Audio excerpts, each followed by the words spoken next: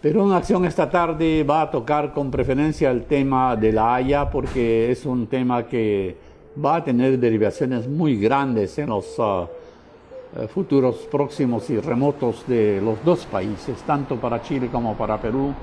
Va a ser seguramente un punto de quiebre para mejores cosas y para más proximidades y más exitosas. También vamos a tener una entrevista a cargo de Óscar Frías, quien va a entrevistar al doctor Juan Francisco Valdeón, que es el sucesor real de don Carlos Marquese Canepa, en cuanto se refiere a la continuidad jurídica minera.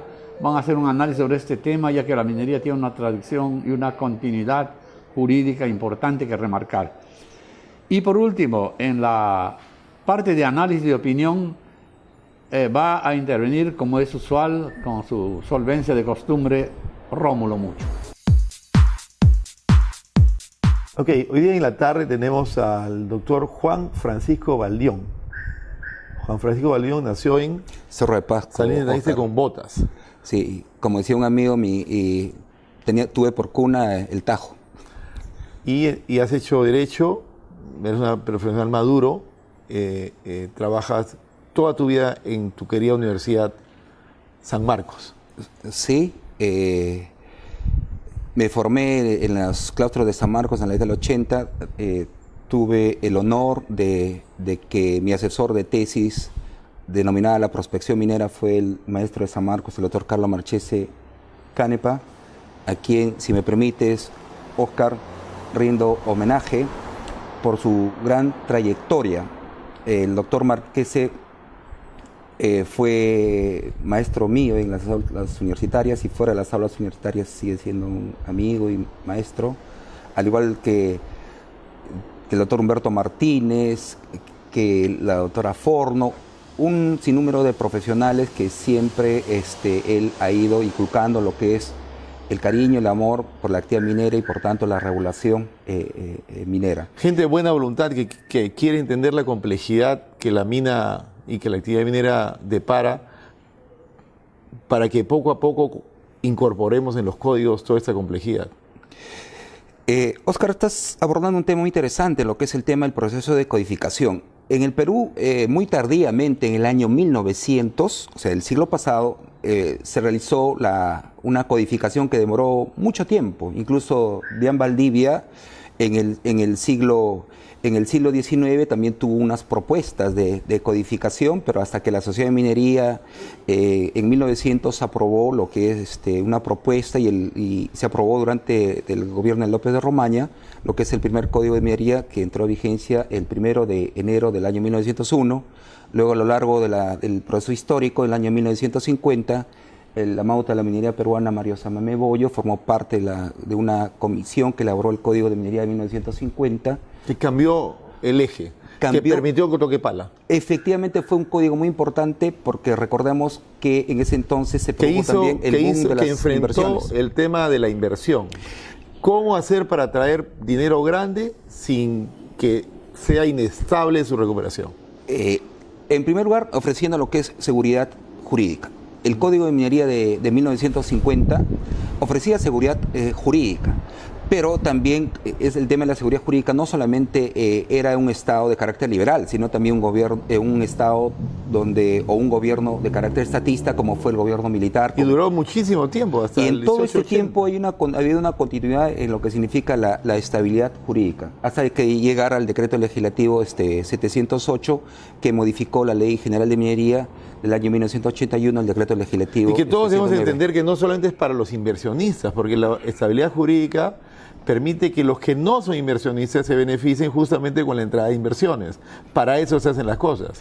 La actividad minera tiene la característica, como sabemos, que es una actividad que dinamiza la economía en todos los puntos del país. Donde hay una actividad, donde existe la actividad minera, inmediatamente genera puestos de trabajo, oportunidades laborales, genera lo que es un dinamismo en la economía de la región propiamente. Entonces, si es que nosotros le damos estabilidad jurídica, estabilidad social a la actividad minera, entonces, ¿qué significa? Que el Perú va a seguir va a seguir creciendo.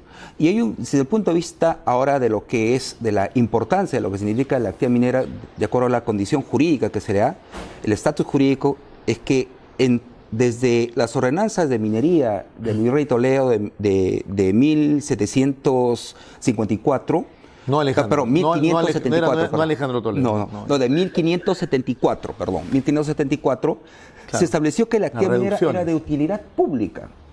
Y eso se mantuvo en toda la legislación y en el actual texto único ordenado de la Ley General de Minería también en el título preliminar se dice que es de utilidad pública. Entonces, utilidad pública significa que trasciende, va mucho más allá al interés privado que pudieran tener las empresas como para explotar el yacimiento. Y estamos hablando de que el tema de estructura legal peruana ha ido también evolucionando para incorporar otras corrientes, ¿no? Participación social, medición de impactos ambientales. Hoy día tenemos ley de cierre. La ley de cierre permite que la sociedad esté segura de que se va a acumular el dinero necesario para limpiar o remediar lo que se malogra. El clásico derecho minero que se impartía en estas clases en San Marcos, también en Católica, por ejemplo, un referente de Católica es el doctor Lastres, y un referente de San Marcos el doctor Carlos Márquez de Canepa. La trascendencia del derecho minero, del clásico derecho minero, va mucho más allá, porque ahora creo que estamos en condiciones para hablar de la existencia de un derecho minero ambiental. Porque si tenemos la concesión minera por el cual se constituye el derecho, o sea, crea un derecho de carácter constitutivo, otorga un derecho real, y no es suficiente. Antes era suficiente con el auto de amparo. Ahora no es así. Ahora no es así, claro, por un tema de seguridad nacional también y por tema de seguridad ciudadana, de que quisiéramos llamarlo. Porque además el mundo ha evolucionado de esta manera. ¿Por qué no tener un código de minería y por qué tener una ley general de minería? Voy a partir por lo segundo. Se explica por qué existe una ley de minería, porque es de carácter flexible, o sea, sus modificaciones son de carácter flexible y se adapta a lo que es a los tiempos, a los procesos económicos, porque recordemos que la economía es el fondo y la legislación, el derecho minero es la forma, o sea, una relación de continente a contenido. Entonces, de tal manera que, habiendo discurrido desde que se sacó el decreto legislativo 109, el año 81, y luego el año 91 con la modificatoria con el 708, en realidad el Perú ha adquirido gran presencia como importante distrito minero en el mundo. Entonces, yo comparto que también debemos estar pensando en un proceso de codificación, porque el proceso de codificación, permítanme, Oscar, se trata de un instrumento jurídico, de un cuerpo jurídico. Algunos denominan despectivamente pétreo. Yo no considero que sea pétreo, sino un documento que da, o un instrumento jurídico que da mayor estabilidad.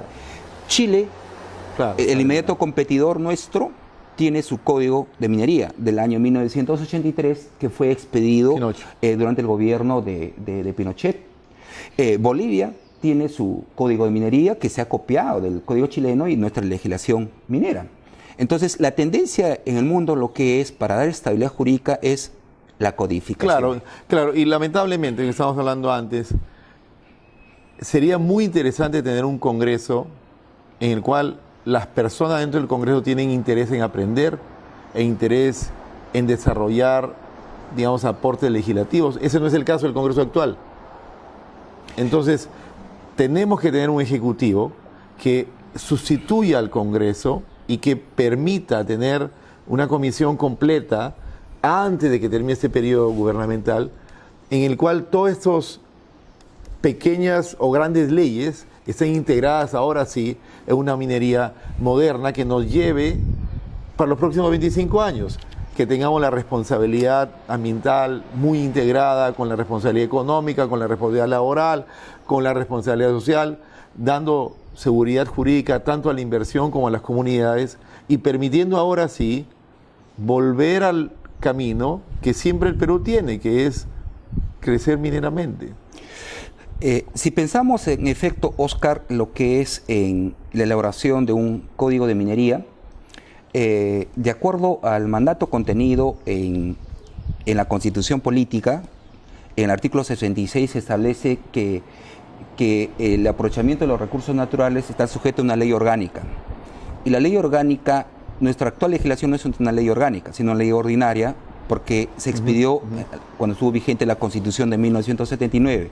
Y la Constitución del 93 exige que sea una ley orgánica. Significa que sea mayoría calificada, 66.6%. Claro. Luego sea una mayoría calificada. La pregunta es, mediante decreto legislativo, ¿se podría elaborar una ley orgánica?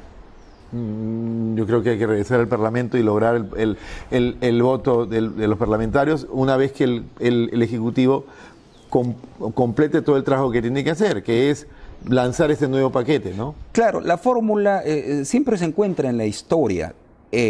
Cuando se elaboró el Código de Minería de 1900 y el de 1950, el Ejecutivo formó comisiones codificadoras precisamente. Cuando se elaboró el Código Civil del 84, también el Código Procesal, todos los códigos se forman comisiones. No lo escribió Mario Sonegorio, claro, Daniel Chavarri-Burga, Rocha Fernandini, ¿no? Lo que conocían más en ese momento hicieron el código. Los más connotados, los que tenían más conocimiento.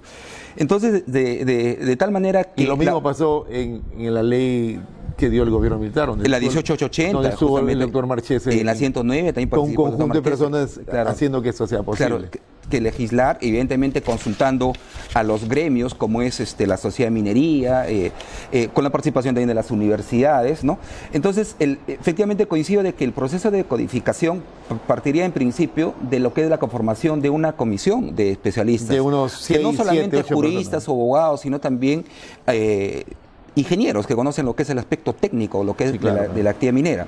Entonces, de tal modo que, fruto de ese trabajo, de ese proyecto, anteproyecto, el Ejecutivo puede hacer suyo y puede enviar al Congreso de la República señalando que con carácter de urgencia se apruebe esta ley. Juan, ha sido muy interesante esto. Ojalá que me gustaría ser alumno tuyo para entender un poquito más lo complejo, lo interesante que es, pero seguramente vamos a poder verte con más frecuencia en el programa. Muchísimas gracias. Oscar, muchas gracias por la invitación. Y como has señalado, espero que no sea la última vez que me inviten. Y de verdad lo que yo quiero señalar de que en San Marcos inicia la enseñanza del curso de Derecho Minero. Aproximadamente en el año 1856. El creador de la cátedra fue Manuel Santos Pasapera. Luego vino Alfredo Solf y Muro. Luego vino el doctor Juan Toll, el doctor Guillermo García Montúfar, el doctor Carlos Marquese Canepa. Y ahora yo tengo el honor de formar parte del cuerpo de docentes de la universidad. Lo singular, lo importante es que al igual como en la Universidad Católica y en la UNIFE, como por ejemplo el doctor Barco, la importancia es que se están formando nuevas generaciones de abogados, no con una visión de litigantes o judicialistas, sino comprometidos con el desarrollo del país, de tal manera que comprendan el derecho ambiental y el derecho minero, cosa que eviten cualquier conflictividad con las comunidades y también vulneren. Innecesario. Muchísimas gracias, Juan.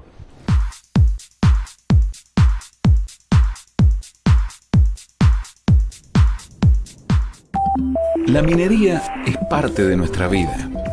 El ripio para los caminos, el cemento, la arena, el hierro que sostiene nuestras casas, los ladrillos y tejas para construir barrios, escuelas y hospitales provienen de la actividad minera. La minería metalífera es fundamental para la transmisión de la electricidad y nos permite tener funcionando una heladera, un televisor y todo lo que usamos a diario. Por ejemplo, la pava que usamos para el mate, la parrilla en la que hacemos el asado, el celular y la computadora, el colectivo, la bici o el auto no existirían si en el mundo no se hiciera minería. Desde hace miles de años, la minería ha sido la base de nuestras vidas. Sin importar qué seamos, todos dependemos de minerales para satisfacer nuestras necesidades. Con minería se puede. En El TLC ya está en el Perú y la televisión del futuro también. PeruTVOnline.com, primer sistema de televisión por internet de libre acceso y programación 100% peruana. Videos, empresas exportadoras, cortometrajes, entretenimiento y más, mucho más. PeruTVOnline.com, la gran vitrina del Perú al mundo. Los que hacen negocios a nivel internacional están en PeruTVOnline.com.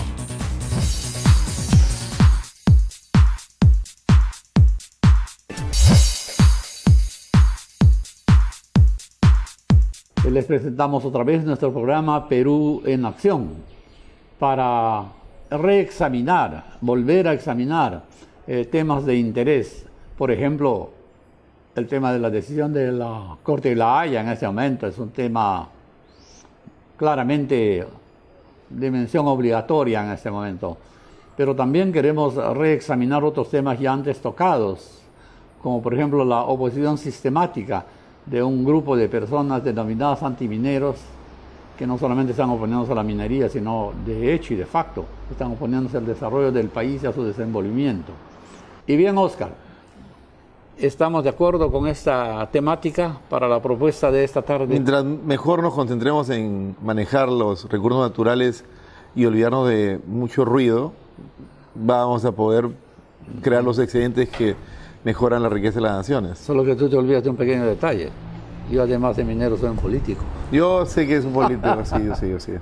Pero la política es el arte de lo posible. Sí, y entonces okay, ahora, correcto, sí. Con tantas millones de personas enfocándose en quién gana y quién pierde, en realidad el doctor Cabrera, que es profesor de la Universidad de San Ignacio de Loyola, ha puesto, digamos, el dedo en la llaga, es ¿cuánto tiempo perdemos discutiendo?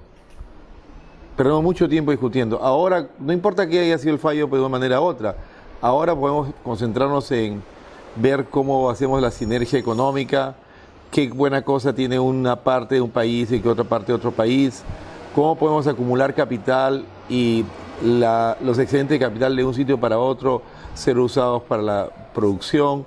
Hay muchas cosas que los chilenos hacen muy bien y nosotros peruanos tienen que aprender. Y hay muchas cosas que los peruanos hacen muy bien y que los chilenos tienen que aprender. Sí, pues, pero lo que predica ahora el doctor Cabrera es mucho más posible en ese momento después del fallo de la Haya que antes del fallo, ¿no? Claro. Ajá. No, lo vimos la semana pasada. Sí. Pero la realidad de la minería peruana, hablando de realidades, tomando las cosas en el mismo estilo que el doctor Cabrera, por ejemplo, la realidad de la minería peruana es que dentro de un ambiente más normal deberíamos tener resultados en este momento muy superiores a los que tenemos, ¿no es cierto? Si hubiera sido más normal nuestra historia, sin obstáculos fabricados, pero de aquí en adelante puede ser muy bueno el desarrollo del Perú, como el mismo. Los votantes tienen que entender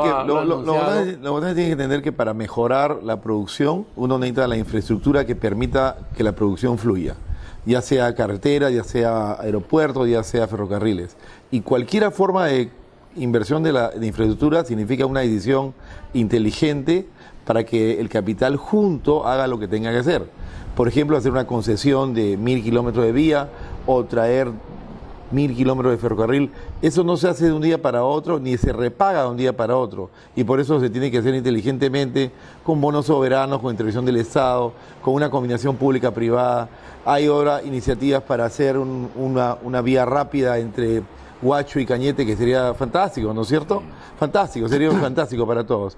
Entonces, el proceso político tiene que permitir de que la voluntad se junte, que se hagan los contratos que sean estables, para que trasciendan en los periodos de gobierno. Claro, eso es una verdad sólida, eso no admite ninguna duda de que la infraestructura y el desarrollo tienen que ir de la mano, sin ninguna duda. Eso es verídico desde Juan Jacobo Rousseau, ¿no? Es parte del problema que tenemos en Cajamarca, que tenemos parado el departamento con 6 proyectos de primera magnitud, es que, digamos, en ese camino van a tener más problemas y más problemas y más problemas.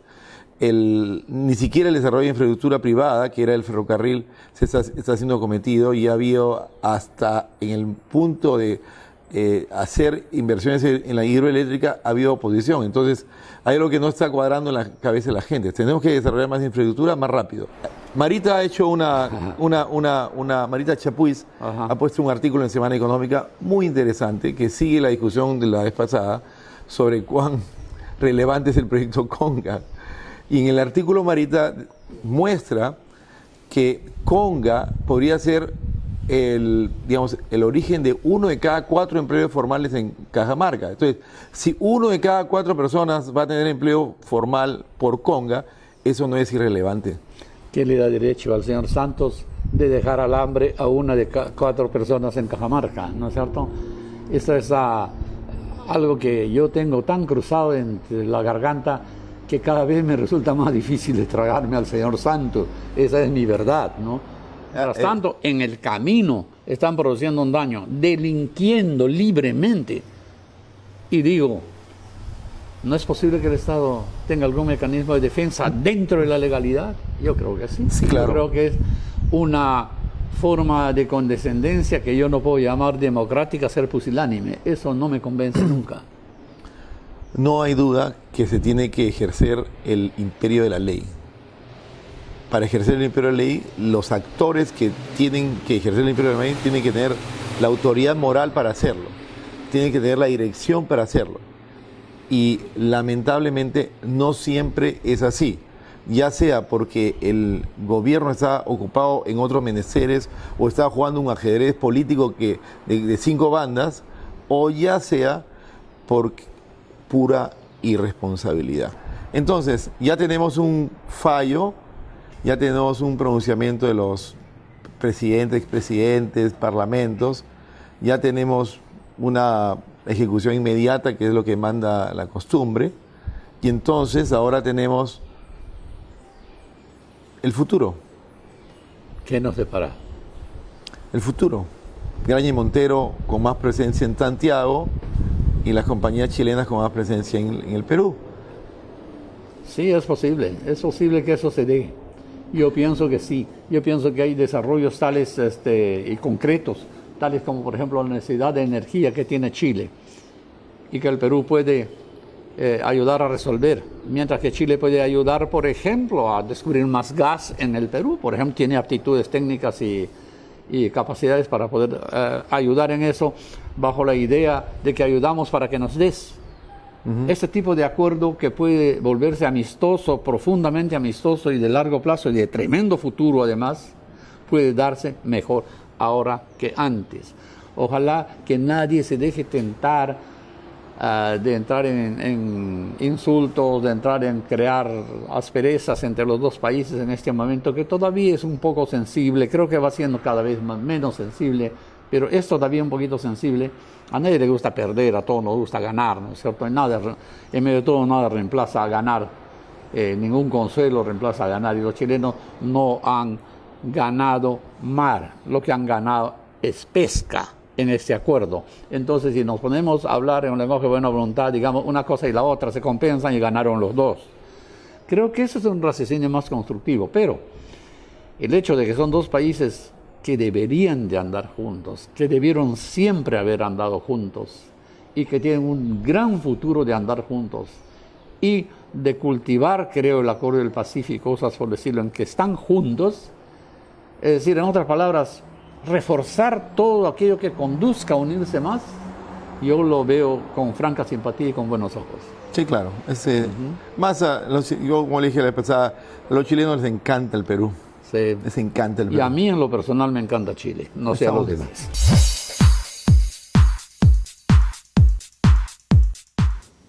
Y finalmente, el más importante de todos, el talento humano, las habilidades humanas. Mucho se habló en la primera sesión, cuando Gonzalo Galdós expuso líneas, cifras, que creo que son reales porque son producto de sendos estudios, ¿no? Pero lo que no se dijo esa noche es que ¿para qué queremos buenos profesionales? ¿Para qué formamos buenos ciudadanos? ¿Para qué queremos universidades de primer nivel? Para que formen ciudadanos que produzcan, que pongan en valor, que pongan toda su capacidad para emprendimientos, para patentes, para innovación, para ingeniería. Las habilidades humanas pueden poner a un país superlativamente en 2, 3, 4, 5 veces el país. Fácilmente, gente culta, gente educada, gente con formación de ingeniería, técnicos motivados por la confianza que debe dar el gobierno, motivados por las universidades, por los profesores que le dicen: señor, yo te estoy formando para que tú seas grande, para que tú produzcas dinero, para que seas empresario, para que generes trabajo, generes riqueza. ¿Dónde llegaríamos? El cielo es el límite.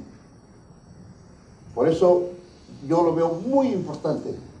Ese es el fin de las universidades, fin de las instituciones académicas, de los institutos de capacitación, para educar, preparar, educar en todo el sentido de la palabra, ¿no? También con desarrollo sustentable, que es otro tema ahora, porque no solamente, como dijo Kennedy, el hombre tiene en sus manos para abolir la extrema pobreza, como también está en sus manos destruir todo, devastar todo.